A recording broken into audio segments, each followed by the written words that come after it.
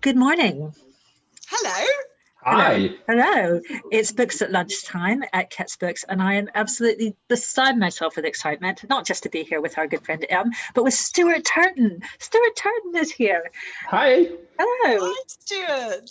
So, Sadly not actually there, but here in spirit and digitalness. near enough for us, I think.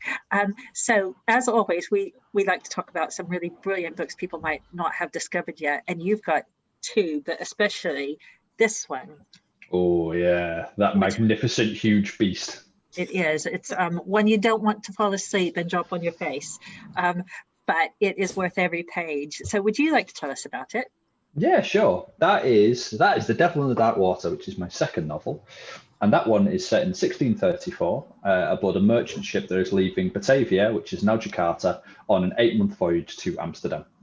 But no sooner have they set out to sea than very strange and very creepy things start happening on the ship. Strange symbols appear, some animals die, curses are flung around, and it looks like there's a demon on board up to no good. Thankfully, the world's greatest detective is on board the ship and he would be able to sort it out. Unfortunately, he's a prisoner on the ship. He's in shackles. He doesn't know what he's accused of. He doesn't know whether he's done it or not, and neither do we. But he can't do a thing. He's locked away. So it's up to his Watson-style sidekick to step up in his stead and solve the mystery. Thankfully, he's got the help of a very determined and very clever noble woman, but she's got her own secrets as well. So yeah, there's a ton. That's basically the first 5 pages of the book, and then it shoots off out of a cannon after that one. And it is immediately exciting, isn't it? From the first sentence, which I will, unless you have a copy on you. Do you have a copy on you? I'm afraid I do not know. Arundhati Hayes howled in pain as a rock slammed into his massive back. So you're already there. You've got a character, you've got a setting, you've got violence. And then by page 7, an impossible thing is happening as well, that we've got an actual leper on fire. So it's just one adventure after another. You can't go very many pages without just being completely surprised again. Where did you get all the imagination from? How did you keep that going? I assume it's 50% my mum and 50% my dad, sends everyone else, but I'm not. It's weird. I write, I always say this, but it's true. I write to entertain myself. I find the act of writing to be very difficult. Sitting down at a computer 6 hours a day, I find that incredibly hard and occasionally tedious. Because I live in a very beautiful part of the world, and it's nice to be outside. There's forests and there's hills and there's water and there's all sorts of great stuff. And I have a 2-year-old daughter who doesn't want me sat at a desk. So if I'm going to sit down at my computer and write a book, I have to be massively entertained every time I do that. I have to have something to really look forward to in the writing, whether it's going to be a beautiful description, whether it's going to be a really cool plot twist, whether it's a fight, whether it's a storm, or whether it's just a great location to be in. So I write books to entertain myself, and every single day I need to be writing something that I find entertaining. So that's why there are so many plot twists. That's why there's so much. My books are just incident, just packed tight together. That's what I'm trying to do all the time. And then I love playing with, like, I love the genre, and I love Conan Doyle, and I love Christie, and so I know those genres back to back. So what I'm always trying to do is be the reader at the same time I'm being the writer. I'm trying to be, so I know what my readers, because I am one of them, are expecting, then I'm trying to go left when they expect me to go right all the time. So I'm kind of constantly playing this game against myself so that I can play that game against you guys when you get to read it.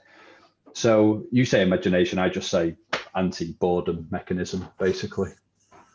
You say about Christie and, the detective canon of fiction, but your books are much more than that. There's an awful lot. There's a lot of sort of cross-genre stuff going on there, I feel, Stuart. So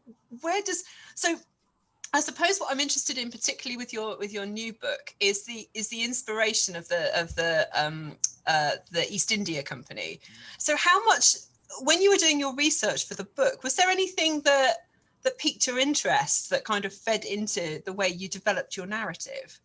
Yeah, I mean, all sorts of things. But to start off, the idea for this book came when I was 23. So all my ideas have been with me. So all my ideas, I've written 2 books. My 2 ideas have been with me for quite a long time. 7 Deaths came. I've always wanted to write a novel since I was 8 years old. So I'll just put that there. And I'm 40 now. And I wrote 7 Deaths, my first novel, when I was 36, I think. So it's a long old journey to get there. But I was backpacking when I was 23, and I was backpacking around Australia. I missed my flight out of Australia. I had no money. I had to wait for a flight that evening instead of the flight I was going to get that morning. And the only free thing for me to do was to go to the Maritime Museum in Perth, which is where I was flying out of. And they had an exhibition on a shipwreck called the Batavia, which had wrecked off the coast of Australia in 1629. The captain had managed to get most of the passengers to safety to the land, the nearby islands that were around there. What he didn't realise when he set off to get help was that he'd left them in the care of a psychopath, probably history's first recorded psychopath, who proceeded to butcher 125 of them by the time, in the 2 months it took him to go away and get help and come back.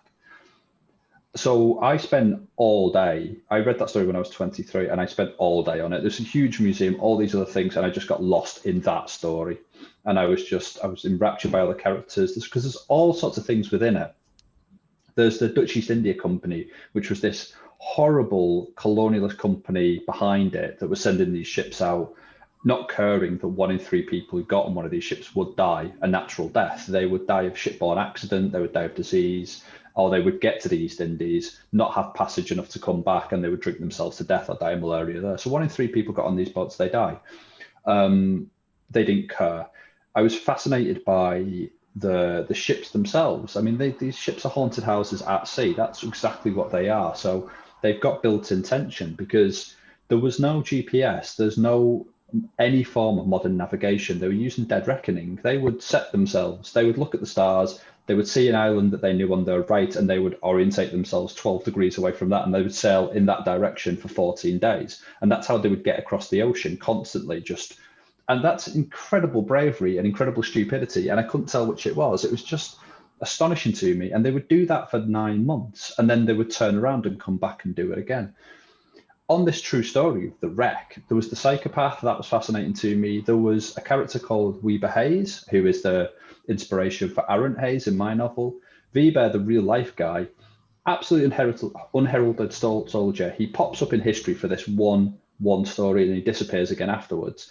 But the reason there was anyone left alive on the island because of this guy, because he was a lieutenant in the army. I mean, the Dutch East India Company had its own army. It was big enough, powerful enough, rich enough.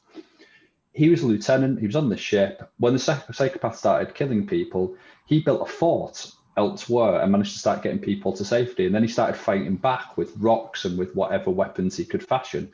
So, it's just incredible. It's an incredible story. And it stuck with me, as you can imagine. And I've always wanted to write it, and I never wanted to write it straight up because I would slit my throat after about 10 pages because it's horrible. It's a horrible, real life history is horrible. So I wanted to take it. I wanted the ship. I wanted the period. I wanted the isolation. I wanted these heroes, and I wanted these villains. I scooped it all out like a pumpkin and just stuffed a Sherlock Holmes story in the middle of it. And then I made history kind of palatable to myself. So again, to entertain myself and to entertain readers. But I do recommend anybody goes and reads about the real life inspiration, because as a story in its own right, it's absolutely astonishing. I've never come across anything like it. That's extraordinary. And that's such a wonderful example of total serendipity, isn't it? Maybe missing flights is not necessarily a bad thing. I think like for everything, so all my characters in all of my books, because I write books with very big cast lists. So Seven Deaths had, I think, 20 characters in it. This one's got about 16. And a lot of the characters, they're not based on real life people, but I find coming by characters quite easy, and character traits and descriptions. I find that relatively straightforward. And I think it's because I spent a lot of my life traveling. So I've bumped into a bunch of different people and dispositions, and they've been locked away somewhere inside of me. And when I start drawing characters, they tend to resurface quite easily. So I wouldn't be doing any of this if I hadn't traveled for most of my life, because I think that's where it's all coming from. Like the two ideas came from traveling, the characters are coming from traveling, and maybe, as you said earlier, the imagination's coming from traveling, because I've been on a bunch of boats, I've been in a bunch of big houses, I've met a bunch of upper class people who deserve to die. You know what I mean? Like, so it's all there waiting for me.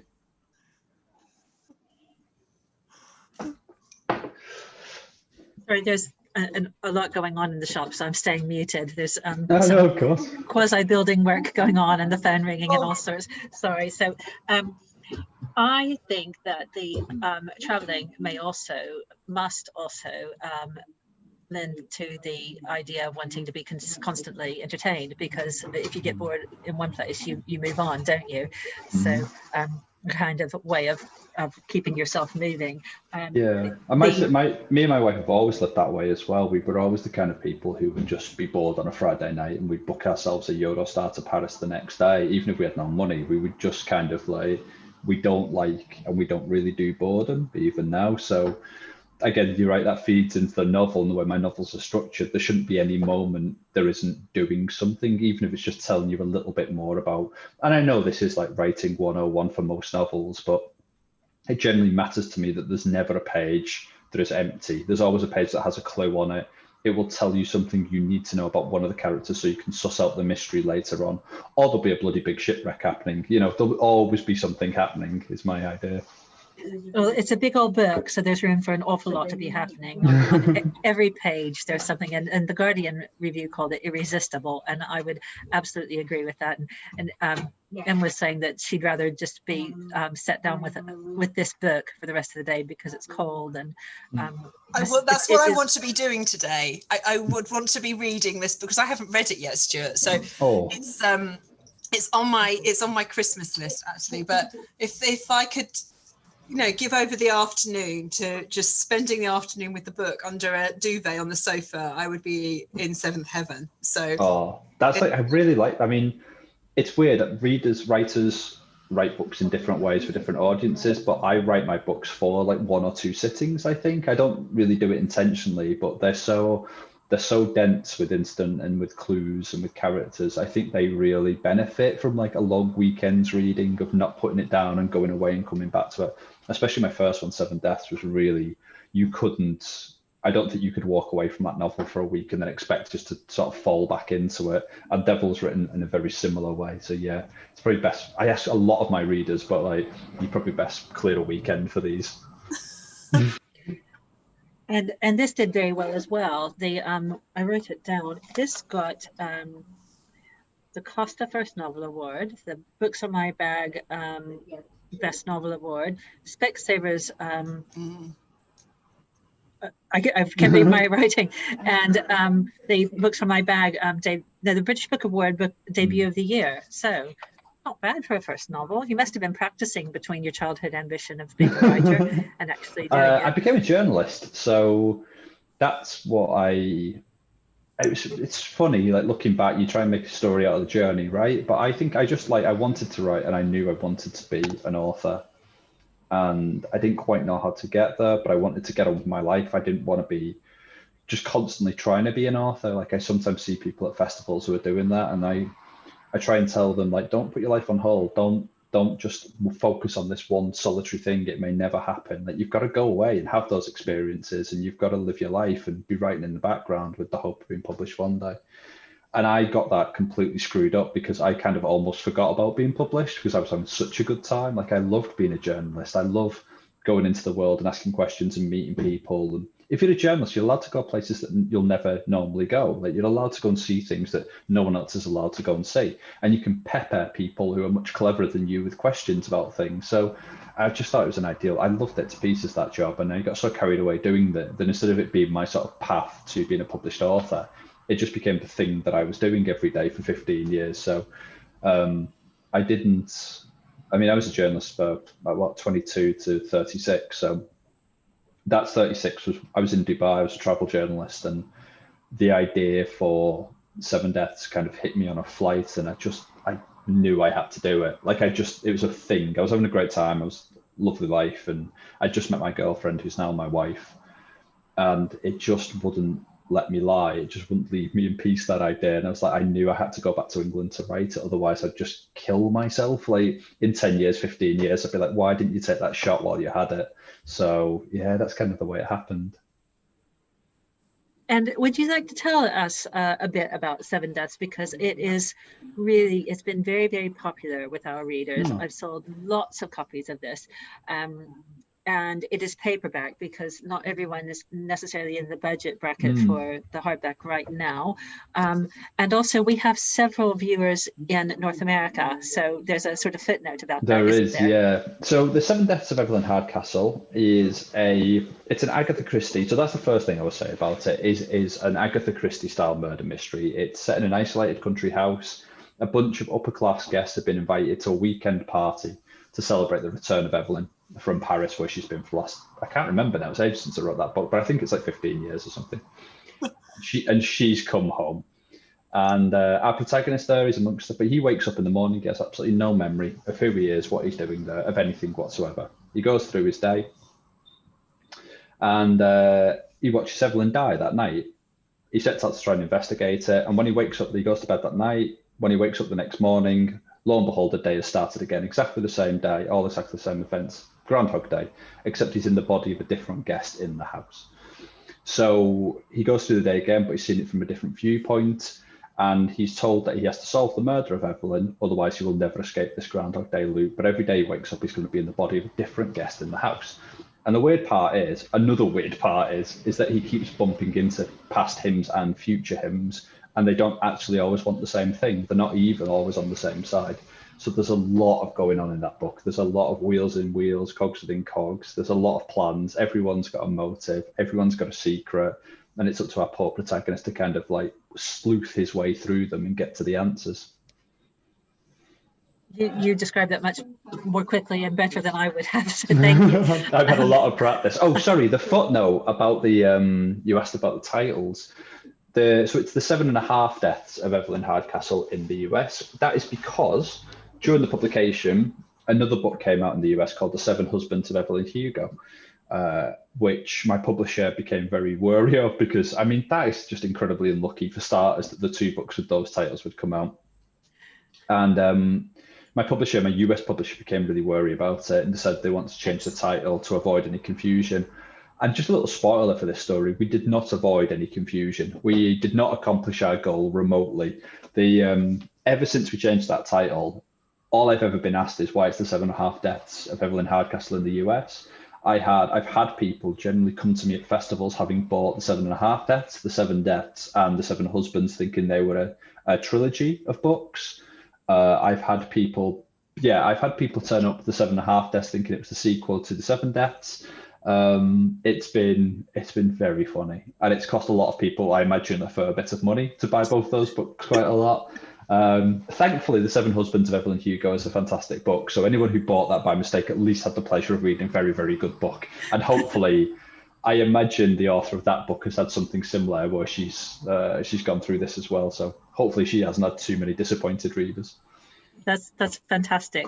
The thing that one of the several things I really appreciate about both the books is when I was reading Seven Deaths, because the reader really doesn't know what's going on for a while, for a very long time actually, and I just kept hoping that there was going to be an explanation, because if it had just been a kind of, but it was magic, explaining it all away, I would have been really annoyed. But it does have an explanation, a proper explanation, and I have a lot of time for that, so thank you. And similarly, in The Devil in the Dark Water, I thought, oh, is this all going to be supernatural? Because there is supposedly a demon stalking, a curse, an old Tom, is he real? What actually is happening? Because there is no visible explanation, but actually it all becomes clear in the end. So thank you for sticking to reason. No, it's what I like. There's something to me, again, because I grew up with Agatha Christie novels, where the Agatha Christie thing for me is that they are board games. She puts the pieces down in front of you, she lays the map out in front of you, and you can play against her, and you can win. Like, she gives you all the clues, and if you're smart enough and paying enough attention, and usually it's paying attention rather than being smart enough, you can get there, you can get to the conclusion before her, and you'll truly feel like you've earned it. And I grew up reading those, and that's what I wanted to do. That's when I was 8 years old saying I want to write a novel. I didn't want to write a novel. I wanted to write an Agatha Christie style mystery. I wanted to do exactly what she was doing with all that sense of fairness and fair play and all the characters and all the pieces. I wanted all of that. So it's massively important to me that that the game feels fair to the reader, that they have lots of clues put before them and they can wade through them. It's massively important to me that when you get to the conclusion doesn't feel like it just came out of nowhere. The conclusion feels like there has been woven through. And I allow, because the concepts of my novels are quite fantastical, I think Christie, Conan Doyle had fantastical solutions to their mysteries. I think you could get away with that. I'd say fantastical, maybe heightened is a better word. You can have a heightened reality, because realistically, like, there aren't Poirots, there aren't Sherlock Holmes is walking around this world able to deduce everything by looking at you for 2 minutes. These are heightened realities. You can have heightened conclusions to them. I'm perfectly happy to do that. But it does have to feel fair. It has to feel woven through the story, so that when you get there, the characters are acting in ways that is plausible. They're acting in ways that you've come to recognize. Because if I've written a 500-page book and the characters at the end of the book are not acting in a recognizable way to the characters who you've been reading about for 450 pages, I've screwed that up. I've made a huge mistake. So for me, that is hugely important, that they get to the conclusion, it feels earned, it feels of a piece with the rest of the book.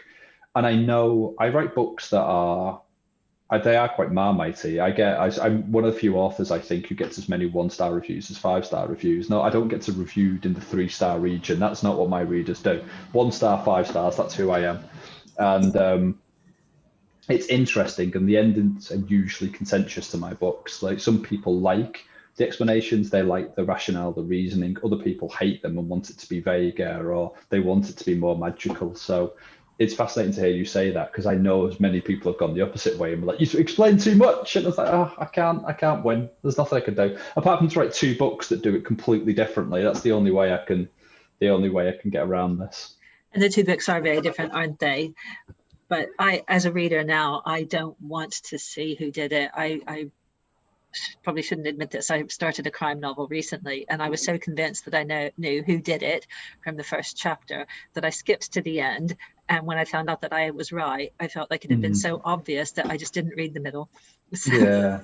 Well, that's the second part, isn't it? Like, the you need to weave it through and make it so it feels fair, because that's the best part, right? If you're reading a mystery novel, is when you get to the end, the thing that you want the reader to do is like, I should have seen that.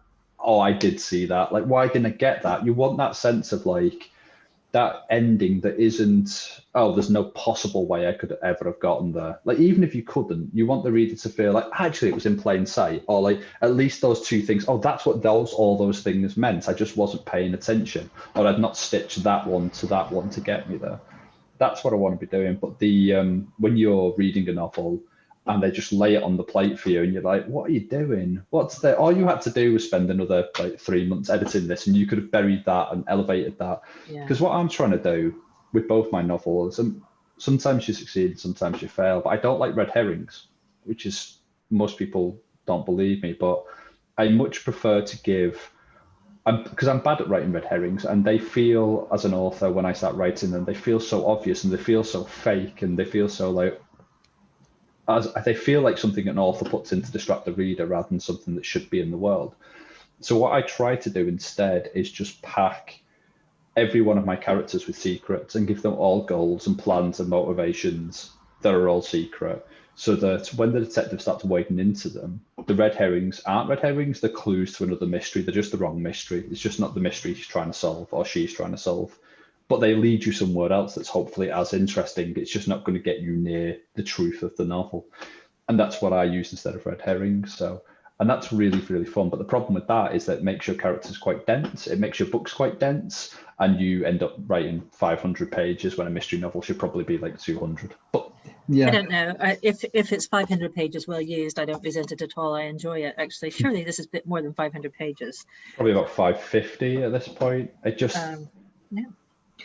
Yep, well remembered. It also makes the book feel very different from a lot of other crime books too, having those multiple layers and that slightly different approach. And I think that's what keeps it feeling fresh and surprising, particularly with Evelyn Hardcastle. It was a favourite at my book group, and it was read. It was a few months ago now, at the beginning of lockdown, so March-ish time. We're still talking about it. Arguing. Well, exactly, all of those things. And that's, I think, as I'm a huge Christie fan as well, so it's really interesting to hear you say that, Stuart. But with a couple of exceptions of hers, I'm not sure whether the dialogue necessarily continues that many months after reading. Yeah. In the same way. And I'm already talking myself out of that statement, because I think we're going to ask you about some books you've been reading, and actually one of the ones that you've pulled off the shelf as something that you've been enjoying, I think massively contradicts what I've just said. So to talk about that now. So we're talking, so the question you put to me before this was like books that, because I want to do a disclaimer on this, it's like books that you may enjoy if you've read my books and enjoyed them. And that's one of the like problems if you're trying to write books that are a little bit different to what other people are doing. It's really hard to recommend something that's similar to it. So I thought I'd go more for the books that were sort of like almost inspirational to me, that were sort of like slightly. So we'll start with And Then There Were None, which is, I know it's that novel. It's the Christie novel. Like some people, it's The Murder of Roger Ackroyd, but for me, it's And Then There Were None, because it's her first. That for me is a horror novel. That is a horror mystery novel. It's creepy as anything. The characters are set up to be knocked down. The thing that I love about that book, there's multiple things I love about that book. I think the solution is fantastic. I think the setting is fantastic. Is that she sets up in the first 2 pages this bunch of characters, and she gives you 2 lines on all of them. Just like, this is a playboy in a car driving along, and you're like, oh, she's doing that thing that later Christie kind of did, where the characters are there to be murdered, so she doesn't really invest too much in them until the detective starts like digging into them, and you get a few more layers. And that one is phenomenal because it starts with these like very thin silhouettes of who these people are, and the more she draws them in, the more you wish that they were still the sort of like innocent person you met in the first 2 pages, because they all become fundamentally horrible the more she fills them in, and you feel her contempt for them. Like, this cast is contemptible, and she really doesn't like them, and you really feel it in the writing, you really feel it in the setup. These people have been brought to an island to die because Agatha Christie hates them. She hates what they represent. It's really, really fascinating. There's something meta going on in that book, which always gets me. Every time I read it, I'm like, oh, I'd slightly forgot about this. I finally feel there's lines, there's adjectives that she uses that you can see her. I think you can see her writing the book. You can almost feel her scratching out the first adjective because it wasn't harsh enough and building up to something else. So for that book, just for the solution, the setting, the fact that it's a horror mystery, was wonderful, but that secondary layer of just seeing an author truly, truly despise. And I think if you read Seven Deaths, if you read that and then read Seven Deaths, you would see the similarities. You would see my same feelings about the characters that I'm setting up and what I'm doing with them, and why I, torment them so vigorously in that novel. What should we talk about next? Should we talk about The City in the City? Because Jenna Melville, that book is nuts. It's just nuts. It's just great, and it's nuts. And it's the reason why it's amongst that list is because it was one of the first times I'd read a book where I'd been like, oh, you can do this with the genre. Oh, cool. Like, it doesn't have to be, it's not all Christie, it's not all Conan Doyle. You can do massive sci-fi ideas. You can bolt them on the side of a mystery novel, and you can have it be consistently a piece of mystery, but also consistently, thoroughly a piece of sci-fi. You can use the tropes of both. And again, you come to Seven Deaths and you can see that, I think, all the way through that. And you can see, even in Devil, I think, my second novel, even though it's set in 1634, even though it's a ship, it's as much a gothic horror novel, I think, as it is a mystery novel. And it's very sort of City and City-esque. It's got both of those tangents running side by side, feeding off each other and intertwining with each other. And it was The City in the City that taught me a really valuable lesson. If you're going to write a cross-genre novel, the thing that you've got to do really early doors is say straight away, this is my concept, either live with it or don't, but this is what we're doing. And so you're either get in the car or stay outside the car, but you've got to do it almost straight away. And if you don't do that, and you fiddle around with it, and you and ah about what you're doing, and you introduce it halfway through the book, you will lose your readers. Because at that point, they may have been, well, I thought I was getting a Christie, but now it's all this sci-fi nonsense, I don't want it. So you've got to do it very early doors. Devil does it as well. It's like, I thought I was reading a Conan Doyle, but there's a bunch of horror. There's on the boat, this is what we're doing, and there's a little bit of romance as well. We're having it all. You know about that in the first 10 pages, so come with me or don't. City and City does that, and that's kind of where I learned that. I guess I think where that sort of like lesson was taught to me. Did you guys? I'm just rabbiting on here. Did you want to say anything? No, we'd love to hear your perspective on it. I'm sure Tracy agrees with me, but it's really interesting to get an insight into the author process through the books that have inspired you. I think it just adds another kind of layer of understanding to what you're doing and how you're telling your story. So I think it's great. Oh, thank you. I mean, because the other thing is, like, I'm keenly aware that if you read Seven Deaths, you may not necessarily go and read The City and the City and actually enjoy it. You may not go, especially my next book, The House of Leaves. You may not go and read The House of Leaves out of my recommendation, enjoy it, because it's not that book. It doesn't care if you enjoy it or not. So The House of Leaves was another book that massively, because The House of Leaves is all about structure. It is, and that's oh God, that book is something different to everyone. Have you guys read it? No. Who's it by, Stuart? Oh, I think his name's Mark Danielewski. I can never pronounce it properly.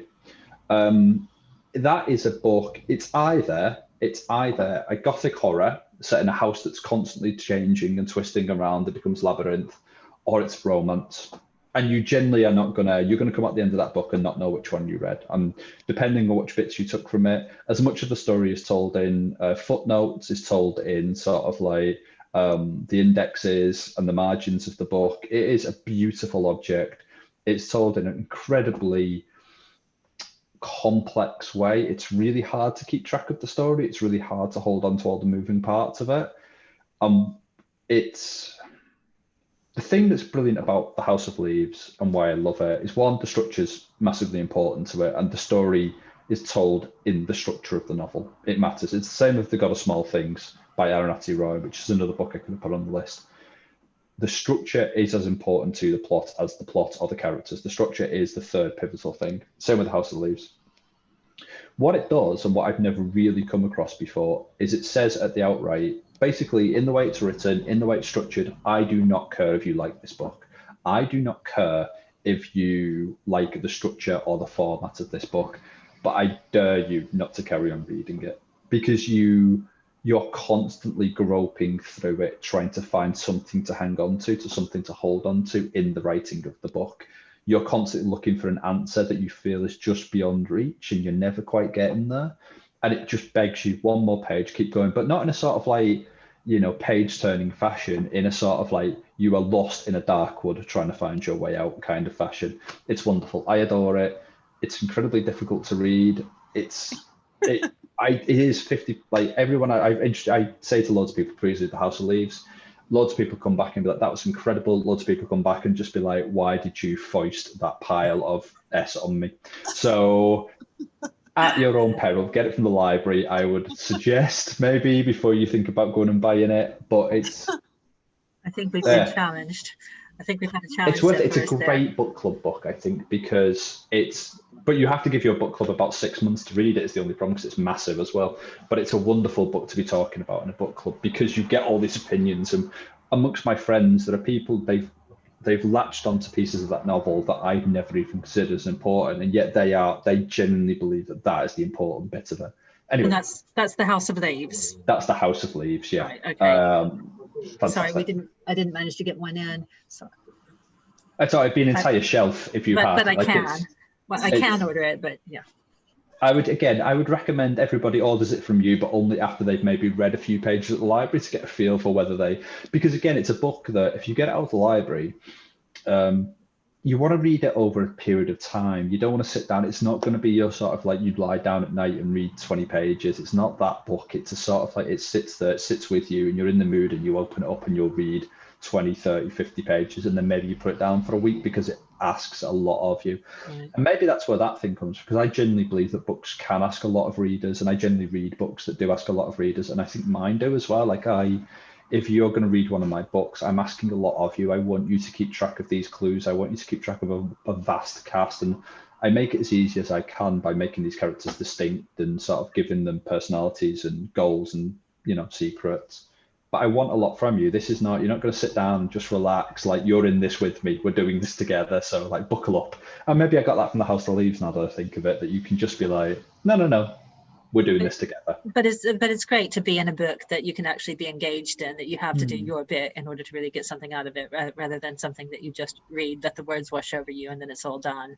So I think we need that for the variety as well. I think so. I think it's more. I hope it can be more fulfilling as well when you get to the end of the book if you've really engaged with it. I was thinking the word rewarding actually for a book like that. Yeah. Oh, thank you. Yeah, it's really nice. I've got two more that you recommended, and one of them I already love, and one of them I'm really interested in. Are these the books that I'm reading? Yeah, Mick Herron. Isn't he great? Yeah. Well, I've only just started, so I've only read Slow Horses, and that came because my agent was reading it, and he was like, "You've got to read this book. You've got to read this guy."